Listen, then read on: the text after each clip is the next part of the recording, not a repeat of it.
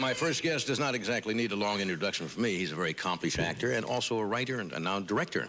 And he's currently starring, as you probably know, Rambo, First Blood, Part 2, which opens tomorrow. Would you welcome Sylvester Stallone?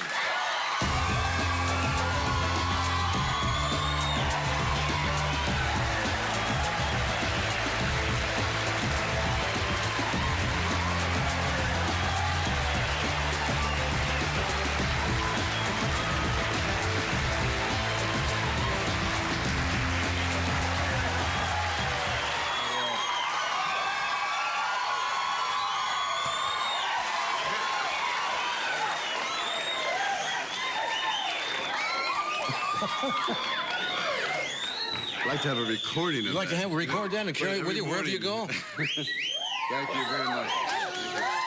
Just to feel secure every morning, get up and hit the applause button and...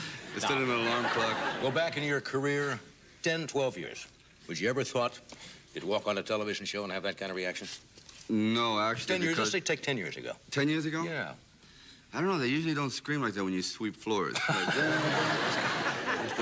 No, I never dreamed that it would even get to this magnitude. I thought perhaps I could be playing bullies and people like that Jack Lemmon would be beating up in films and always one falling down. I never thought that it would ever transcend into a character where he would be somewhat likable. Do you ever have any fantasy about it, saying, hey, maybe there might be something that break through? Well, Lords of Flatbush, actually, I guess was the first... and there was Susan Blakely. Who was that? Susan Blakely, Henry Winkler, Perry King. Right. And a fellow named Paul Mace. But it was interesting. The people that didn't do it, that are originally scheduled to do it, was De Niro, Richard Gere, Michael Moriarty. So it was like, it was really a charmed production at the time. That's right. Yeah, it's funny when you think back. And if you put it in perspective, let me ask you one off-the-wall question. Are you happier now than you were, say, 10 years ago when you were struggling? It sounds like a dumb question. Most people would say, of course he is. He's got fame, he's got the money now. Therefore, you've got to be happier. That's a good question. You know, as you know, what success is double-edged. I mean, because what comes with it is a great sense of responsibility, and you have to try to keep up a certain level of performance. Before, when you're unknown and you're struggling, every day is an unknown X factor. You don't know where you're going. What I would do is I'd open the Yellow Pages, and there, in New York, there would be about 1,500 agents, and every day I would mark off 10. And those 10, I would sit there and, you know, make up the most atrocious lies. Just back in from Europe. I have a clown act that I'm working on. Of course, I don't have any film on it, but it's... You really did. Just took them right down the list. And so it would be enough work for like 6 months, and then I would start all over with the 6 months because hopefully they had forgotten me, or I'd go in with a mustache or a beard. So every day was kind of an adventure. Today, there is no more like that. Yeah. It's like the responsibility of trying to get the film done, of trying to stay in shape, of trying to be on budget, of trying not to get beat up too much, like fighting giant Russians. Giving up your lack of privacy and your personal relationships, and life is, you know, blasted all over. No, those are the negative sides. But basically, I think it's funny. When I talk to most entertainers, some of the happiest times in their life is when they were back there struggling to get the recognition for some strange reason. Well, let's face it, I think the climb up the mountain is the most exciting because you don't know what lies ahead. Once you get supposedly to the top of your profession, the only place to go is down. Does that bother you every time you make a picture that somebody's going to come and say, well, Stallone's on his way out, or this didn't measure up to the other one? And well, put it this way, John. There will be no Rhinestone 2. Come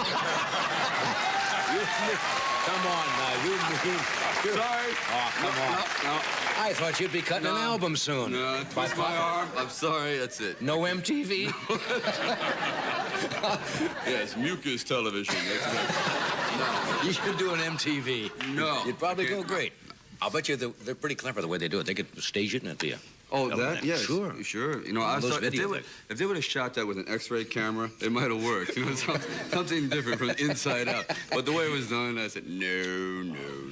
Okay. Now, let's talk. We're going back again, talking about your youth. You were bounced out of how many high schools? 14. 14 high schools.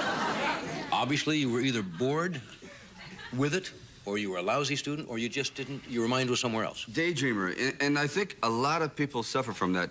You know, you go into school and you pretty much know what you want to do with your life. Say you have an overactive imagination, and you're not really interested in building a bridge or learning SMSG geometry or learning to split an atom or whatever. So you tend not to be in sync with what's being taught. So you look out the window and you say, boy, if I could climb that tree and flap my arms and flatten my eyes. And meanwhile, you hear in the back of the head and it's like, ow. So it's just repetitive rejection because you are just not in sync with what's being taught.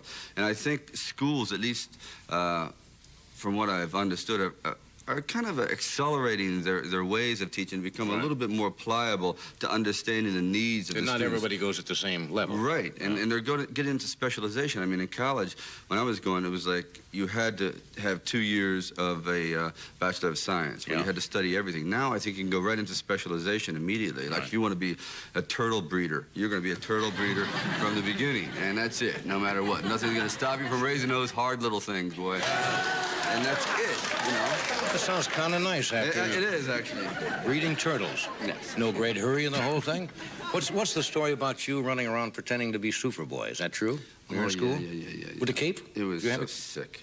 I'm sick. That's what we're here for. We want to hear all the sick stuff. Heck, you know. Well, Rona. This is True story? True story? Yeah, what it is my father's a beautician, so he had a lot of barber's capes around, and I was scrawny. I had my body was. You ever seen like a man comprised of pipe cleaners?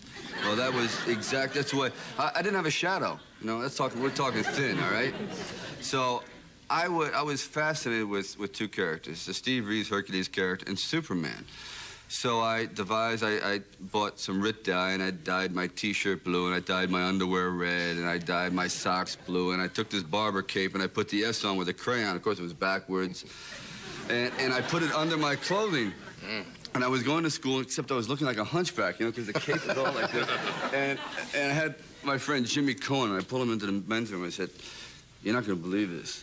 I know you think I'm Sylvester. I know you think I'm like Tweety Bird and Putty Tad, and you make fun of me and all that.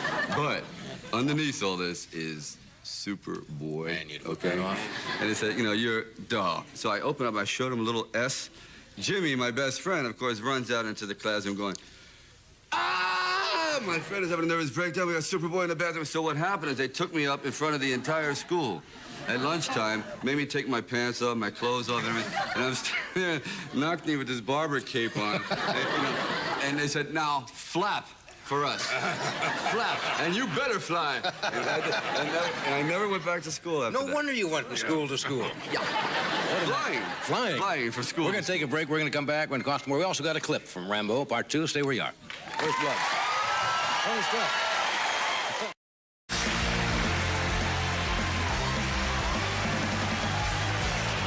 Thank you, Doc. We're talking with Sly Stallone.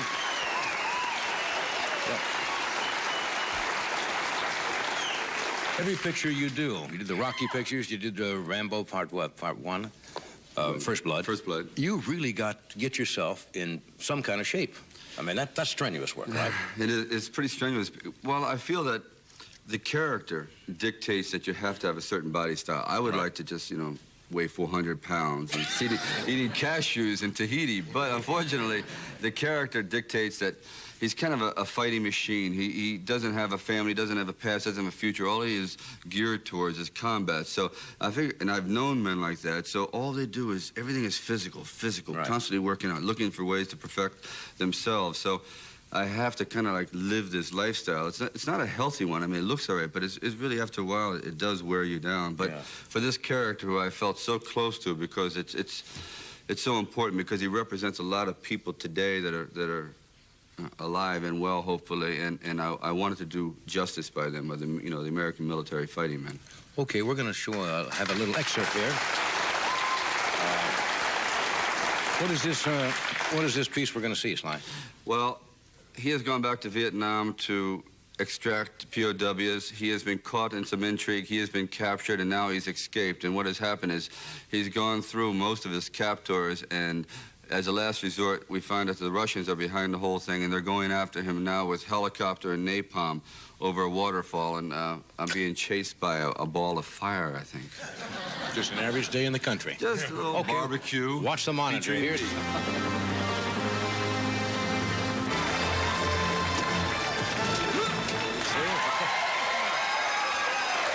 stunt? Nice action.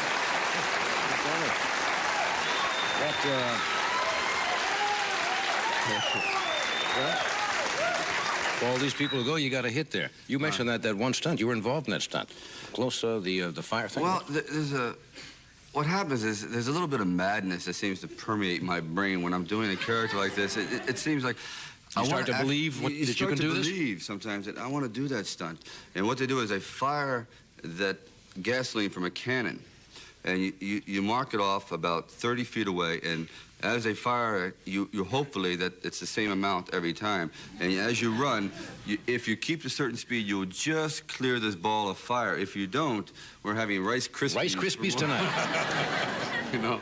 So, and this is a few of the stunts in the film that were really interesting to do because it's all a matter of timing. Right. Stuntmen are extraordinary human beings. I mean, their whole life is a matter of millimeters and Gags, seconds. they call them, right? Gags. They call them gags, but very brave men. Yeah. Yeah, thank you for coming. I know you can't stay the night. It opens tomorrow all around the country? I'm sorry. Folks, I'm staying. You've got the maestro. Bye. Thanks for coming. Thank you.